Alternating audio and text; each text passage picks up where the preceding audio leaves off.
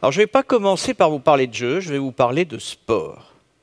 Je vais vous parler d'un sport positif, si j'ose dire, non pas à cause des contrôles qui seraient positifs, mais j'ai assisté à un grand moment d'émotion le 27 juillet dernier sur les Champs-Élysées. Un de mes coureurs cyclistes, Thibaut Pinot, premier jeune du Tour de France, était sur le podium du Tour de France. En 2000, quand j'ai pris mes fonctions à la Française des Jeux, ça fait un moment que je suis à la tête de cette entreprise, le premier équipier de l'équipe française des Jeux, qui datait enfin l'équipe a été créée en 97, était 76e. Et j'ai mené un combat pour un sport propre. Inutile de vous dire qu'il y a eu des moments de doute, qu'il a fallu d'abord faire la première chose, c'est s'organiser. La première chose à faire en matière d'éthique, c'est de s'organiser. L'organisation, c'est quoi? C'est d'abord d'avoir pris le contrôle de l'équipe. L'équipe française des Jeux, c'est notre filiale. Elle a son siège chez nous. On fait commissaire au compte commun. Le directeur sportif, évidemment, Marc Madiot, est une personnalité connue. Le médecin est nommé par le sponsor. Le médecin rapporte au directeur sportif pour tout ce qui a lieu de concerner le directeur sportif, mais il rapporte surtout au sponsor. Dans le contrat des coureurs, il est marqué depuis le début qu'en cas de dopage, ils sont licenciés sans indemnité. Et il est dit dans le contrat de sponsoring qu'en cas de dopage collectif, on arrête l'équipe. Ça, c'est la partie un peu contrainte. Et ensuite, une fois qu'on s'est organisé, qu'on a organisé une discipline, on est solidaire, c'est-à-dire qu'on ne met pas une pression d'enfer sur les coureurs. On comprend que dans un monde où on ne se bat pas à armes égales, ils ne peuvent pas faire toutes les performances que l'on pourrait attendre de cet investissement. On prend le temps. La deuxième chose, c'est d'agir dans la durée. S'organiser, agir dans la durée. Donc on mise sur des jeunes. Il faut le temps que ces jeunes deviennent forts, qu'ils s'entraînent. C'est un sport très dur, le cyclisme. Hein. C'est pas, on s'imagine, ils sont tous dopés, etc. Je peux vous dire que pour les avoir vus depuis 14 ans, c'est un sport extraordinairement dur. Il faut une discipline. Donc ce sont des jeunes qui ont travaillé. Et il y a toute une génération qui s'est sacrifiée pour que la génération actuelle puisse gagner, parce que cette génération qui s'est sacrifiée ne se battait pas à armes égales, elle se battait contre des tricheurs. Et tout le monde le savait, mais le combat a été mené. Je ne veux pas dire qu'il est gagné, mais en tout cas, si on m'avait dit en 2000 que j'aurais un de mes coureurs cyclistes 3e du Tour de France, j'aurais encore plus agi, avec encore plus d'optimisme, parce que ça a été un moment assez difficile. Donc on s'organise, on agit dans la durée avec un cycle formation. On a une fondation dédiée au sport, donc on a un cycle formation. Ensuite, on partage, c'est très important, avec d'autres. Donc on fait le code éthique. Il ne faut pas commencer par le code éthique, il faut commencer par s'organiser, agir. Après, on fait le code éthique une fois qu'on a des choses à prouver, avec des preuves, pas uniquement des choses à dire. Donc on a partagé nos convictions avec d'autres sponsors. On sont devenus un peu la référence de tous les sponsors français. Et puis petit à petit, on fait école en dehors du cyclisme. Donc on a partagé ce chart éthique avec Sportsora, qui est l'association des sponsors sportifs, avec le comité sport du MEDEF, etc., etc. Et enfin, on capitalise. C'est la dernière chose. On est dans un système capitaliste. Alors on capitalise. Ça veut dire quoi, capitaliser? Ça veut dire en faire le socle, le pilier d'un engagement complet. Donc avec l'équipe professionnelle de cyclisme, on a une vitrine. Avec cette vitrine, qu'est-ce qu'on fait? On fait venir des jeunes sur le Tour de France. On les initie au BMX. On construit des pistes de BMX dans les quartiers où ils sont avec la Fédération française de cyclisme. On s'est servi aussi du cyclisme comme outil de réinsertion avec le Tour de France pénitentiaire pour des prisonniers qui avaient purgé leur peine et qui allaient sortir de prison. Ils n'ont pas fait d'échappée à cette occasion. Ils ont fait un Tour de France, ça s'est bien passé. Et voilà, le cyclisme, c'est quelque chose qui, pour nous, est un engagement complet. Alors, c'était un premier exemple. Maintenant, on va parler peut-être du cœur de métier. Oui, on est une activité très particulière qui justifie d'ailleurs dans le monde entier ce qu'on appelle des droits exclusifs, en français des monopoles. C'est-à-dire on est tout seul. On est tout seul parce que notre métier, c'est de proposer du jeu, de distraire, de détendre, de faire gagner, etc. Mais c'est aussi que ce jeu reste sous contrôle, qu'il n'y ait pas d'excès. Alors je vais, comme pour le cyclisme, pour on va dire le sport positif, je vais vous parler du jeu positif. Le jeu positif, c'est quoi? C'est dès le début de dire que dans la stratégie d'une entreprise comme la nôtre, parce que nous sommes une entreprise, l'État a 72% du capital de cette entreprise, les salariés 5%, je reviendrai là-dessus. Donc dans une stratégie d'une entreprise comme la nôtre, il faut bien sûr se développer. Une entreprise doit se développer, elle doit performer sur le plan commercial, financier, mais elle doit se développer avec responsabilité. Et donc, performance, responsabilité, ce n'est pas un antagonisme chez nous, c'est une stratégie.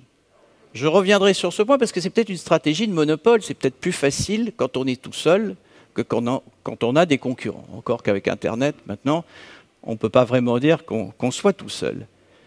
Alors on est parti d'une stratégie tout à fait assumée, de jeu responsable, même chose que pour le cyclisme, on s'organise.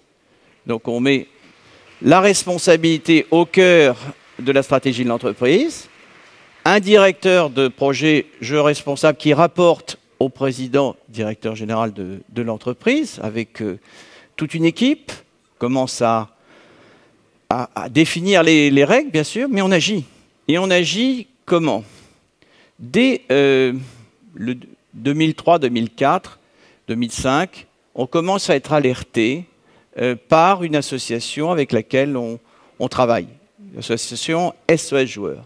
Nous avions un jeu qui s'était extraordinairement développé. Il a été créé du temps de mon prédécesseur en 1999, mais je l'assume parfaitement, je suis arrivé en 2000, et ce jeu se développait jusqu'à représenter 24% de nos ventes, et l'essentiel de notre résultat d'entreprise. Forte contribution à notre résultat d'entreprise. Ce jeu était très rapide. Il s'appelait le Rapido. Il y avait 2 tirages toutes les 5 minutes dans les bars, dans 10 000 points de vente, contribuait à l'animation de ces bars. Très sympathique à jouer quand on ne faisait que passer. Très sensible pour ceux qui restaient trop longtemps dans ces bars. On est alerté. Qu'est-ce qu'on fait? On attend que les choses se passent, on attend que le régulateur nous demande d'agir, ou on fait quelque chose. La première des choses qu'on fait, c'est de s'organiser, toujours. Donc on s'organise, on commence à dire, il faut comprendre.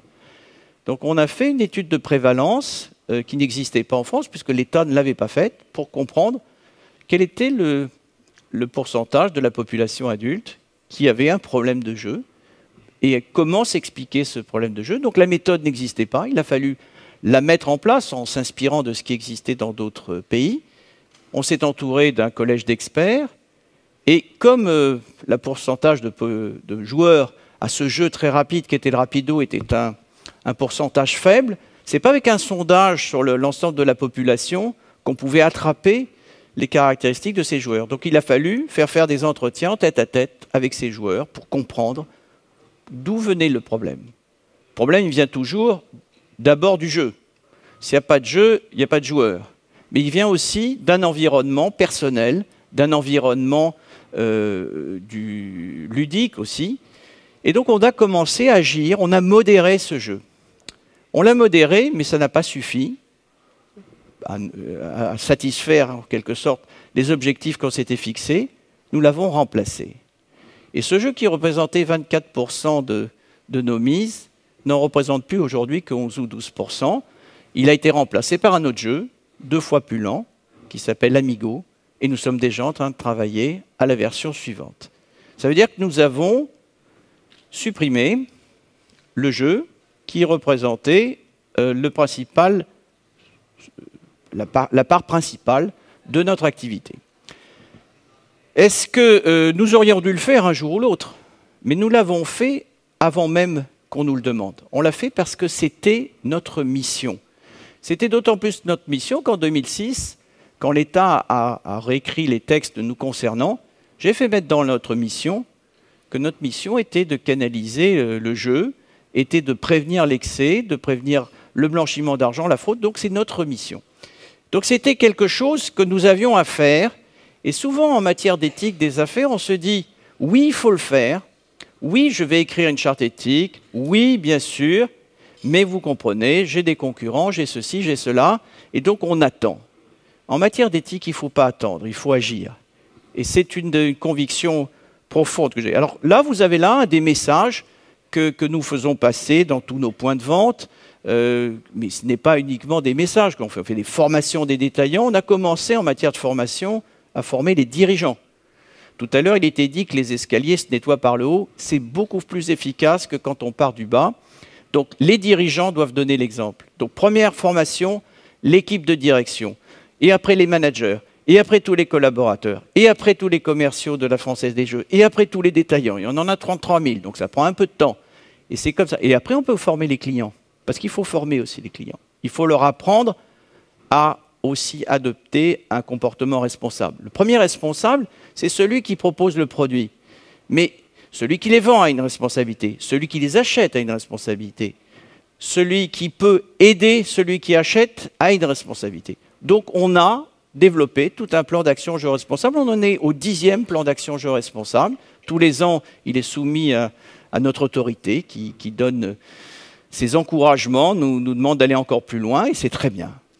Donc ça, c'est quelque chose qui est important parce que ça nous conduit à être une entreprise qui a incité véritablement ses clients à modérer leur consommation.